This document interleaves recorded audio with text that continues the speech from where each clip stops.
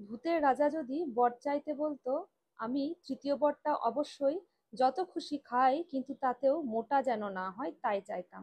এখন ওজন কমানোর কোনো ওষুধ আমি দিতে পারবো না, তবে বলতে পারি আজকের রেসিপিটা 1 চামচেরও কম তেলে বানাতে পারবেন। প্রথমে লাউ বীজ খোসা বাদ দিয়ে গ্রেট করে নিয়েছি। 1 কাপ লাউ, হাফ কাপ গাজর গ্রেট করে একটা বাটিতে দিয়েছি। আর পেঁয়াজ কুচি, আদা, কাঁচা লঙ্কা কুচি, ধনেপাতা কুচি, স্বাদ মতো নুন ও জিরে দিয়েছি। এবারে 1 কাপ ওটস মিক্সিতে গুঁড়ো করে নিয়েছি। 1 কাপ ওটসের সাথে 2 টেবিল চামচ সুজি আর 2 টেবিল চামচ চালের গুঁড়ো ভালো করে মিশিয়ে নেব। প্রয়োজনে সামান্য একটু জল দিতে পারেন, তবে ব্যাটার কিন্তু খুব পাতলা হবে না। এবারে মিডিয়াম আঁচে গরম করা তাওয়ার উপরে ব্যাটার দিয়ে জল হাত করে পাতলা করে বিছিয়ে দিতে হবে।